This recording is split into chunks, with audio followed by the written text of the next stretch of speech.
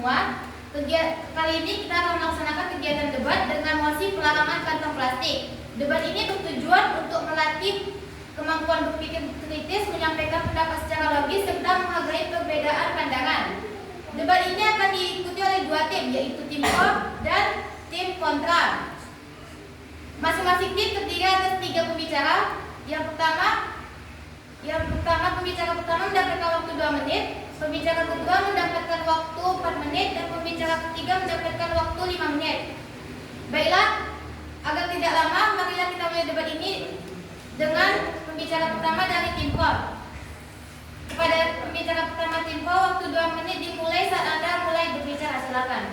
Terima kasih kepada moderator. Kami dari tim pro setuju bahwa penggunaan kantong plastik harus dilarang. Sebelum masuk ke perdebatan, kami akan mendefinisikan kantong plastik sebagai tas berbahan plastik yang sekali pakai yang umum digunakan dalam aktivitas belanja dan distribusi barang. Secara faktual, kantong plastik membutuhkan waktu puluhan hingga ratusan tahun untuk terurai secara alami. Namun dalam prakteknya, kantong plastik sering digunakan hanya beberapa menit sebelum akhirnya dibuang. Ketidakseimbangan antara durasi penggunaan dan dampak jangka panjang inilah yang menjadi masalah utama. Posisi tim kami adalah penggunaan kantong plastik sekali pakai harus dilarang karena dampaknya merusak lingkungan dan membahayakan generasi mendatang. Kami memiliki 2 poin utama, yaitu pertama, kantong plastik menyebabkan kerusakan lingkungan yang serius, termasuk pencemaran laut, tanah, dan saluran air. Kedua, pelarangan kantong plastik akan mendorong perubahan perilaku masyarakat menuju kebiasaan yang lebih disiplin dan bertanggung jawab.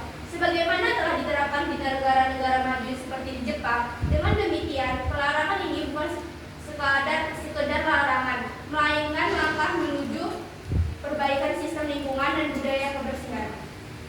Sekian, terima kasih. Terima kasih kepada pembicara pertama dari tim pro. Selanjutnya giliran pembicara pertama dari tim kontra. Waktu 2 menit dimulai saat Anda berbicara. Silakan. Terima kasih kepada moderator. Kami dari tim kontra dengan tegas menolak mosi bahwa penggunaan kantong plastik harus dilarang sepenuhnya. Kami perlu tegaskan sejak awal, masalah lingkungan tidak diselesaikan dengan solusi instan yang ekstrim. Pelarangan total kantong plastik terdengar ideal, tapi tidak menyentuh akar persoalan, yaitu buruknya sistem pengolahan sampah dan rendahnya edukasi masyarakat. Negara-negara maju membuktikan bahwa plastik tidak dihapus, melainkan dikendalikan melalui regulasi ketat, sistem daur ulang, dan perubahan perilaku. Artinya yang dibutuhkan bukan larangan mutlak, melainkan kebijakan rasional, adil, dan dapat diterapkan. Kami memiliki 3 poin. Poin pertama, larangan total itu tidak realistis dan menyulitkan masyarakat kecil. Poin kedua, alternatif plastik tidak selalu lebih ramah lingkungan. Poin ketiga, masalah utama bukan plastiknya tapi pengelolaannya. Sekian, terima kasih. Terima kasih kepada pembicara pertama dari tim kontra. Selanjutnya pembicaraan tim pro pembicaraan kedua tim pro akan menyampaikan pengembangan argumen dan tanggapan. Waktu 4 menit dimulai saat Anda mulai berbicara. Silakan. Saya akan mengembangkan argumen tim pro sekaligus menanggapi kemungkinan argumen dari tim kontra. Terkait poin pertama, dapat digunakan informasi sangat dasar. Sampah plastik menyumbang saluran air terbentuknya banjir. Di laut, plastik menjadi mikroplastik yang masuk ke rantai makanan dan akhirnya dikonsumsi manusia dan ikan-ikan di laut. Ini bukan hanya isu kesehatan, tapi juga isu kesehatan dan kelanjutan ekosistem. Indonesia bahkan disebut sebagai salah satu penyumbang sampah plastik terbesar di dunia. Hal ini menunjukkan bahwa masalah ini sudah dalam tahap kritis. Jepang dikenal sebagai negara yang sangat disiplin dalam pengolahan sampah dan kebersihan lingkungan. Dibandingkan Indonesia itu SDM Indonesia jauh lebih menyimpang. Banyak toko di Jepang menggunakan kantong plastik secara gratis.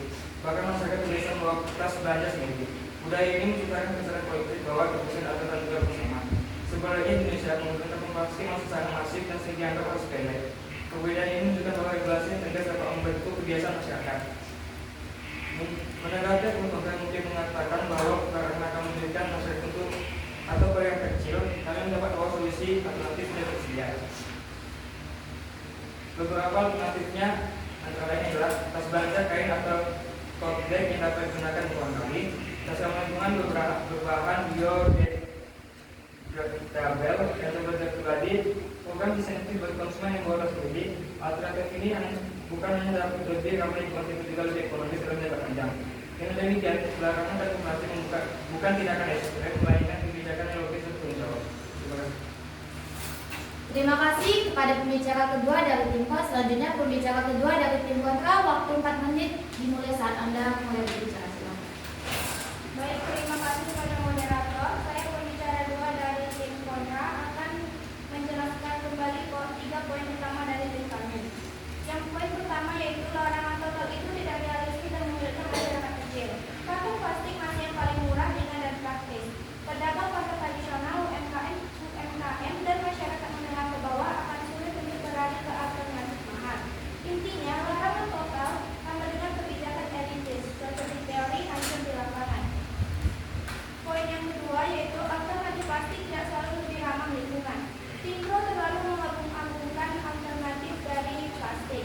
Padahal faktanya, sesuai data dari laporan OECD, studi lingkungan dari Denmark menunjukkan bahwa tas kertas harus digunakan 43 sampai 84 kali, serta tas kain harus digunakan hingga 7.100 kali agar dampak lingkungannya setara atau lebih baik dari kantong plastik.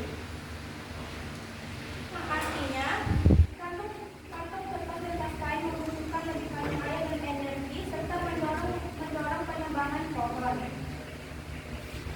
Poin yang ketiga, masalah utama bukan plastik, tapi cara pengelolaannya. Tim Pro mengatakan bahwa Jepang negara maju telah memblokir penggunaan kantong plastik secara total.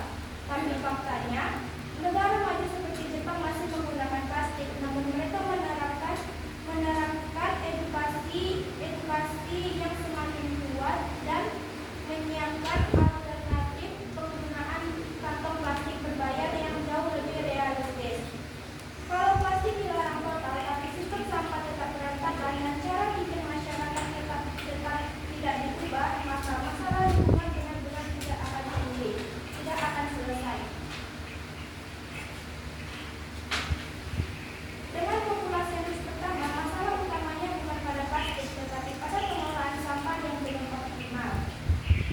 Negara berpopulasi besar butuh pengelolaan, bukan penghapusan. Negara dengan populasi besar membutuhkan kebijakan fleksibel berjangka panjang. Dengan populasi Indonesia terus bertambah, larangan penggunaan kantong plastik secara sepenuhnya bukan solusi yang efektif, adil dan berkelanjutan. Karena itu kami menolak mosi ini.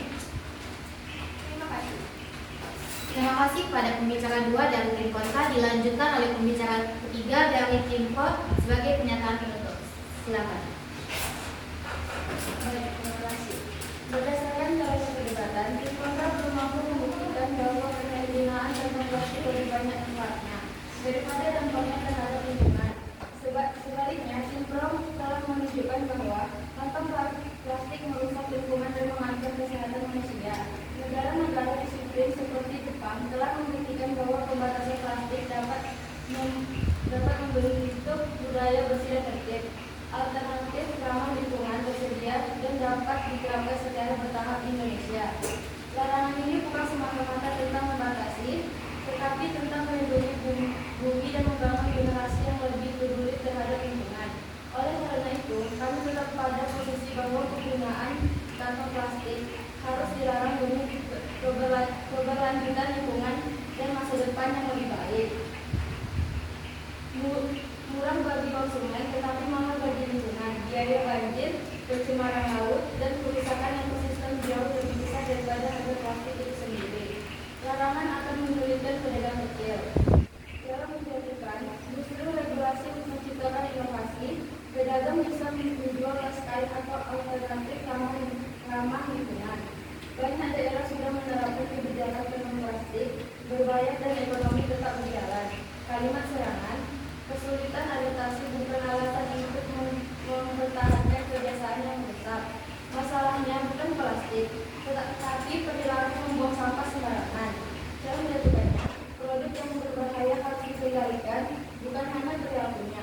Jika sumber masalah dikurangi, dampak otomatis berkurang. Negara disiplin seperti Jepang tetap membatasi plastik meski masyarakatnya kalimat selanjutnya, jika kita tahu sumber masalahnya, mengapa kita membiarkannya terus beredar dan tidak semua plastik berhasil didaur ulang dikarenakan kurangnya edukasi dan pemahamannya. Terima kasih. Terima kasih pembicara ketiga. Sebagai penutup, selanjutnya pembicara ketiga dari tim kontra, waktu 2 menit dimulai dari Anda berbicara. Silakan. Terima kasih kepada masyarakat. Sebagai penutup, kami menegaskan bahwa permasalahan utama terletak pada pengelolaan dan perilaku, bukan semata pada kantong plastik itu sendiri. Jadi pelarangan total beresiko menjadi kebijakan yang tidak efektif jika tidak disertai kesiapan sistem dan masyarakat. Oleh karena itu, kami menolak opsi bahwa penggunaan kantong plastik harus dilarang sepenuhnya. Dan terima kasih. Terima kasih pada seluruh pembicara dari tim pro dan tim kontra yang telah menyampaikan pendapat dengan tertib dan santun. Saya selaku moderator mengucapkan terima kasih atas perhatian seluruh peserta. Wassalamualaikum warahmatullahi wabarakatuh.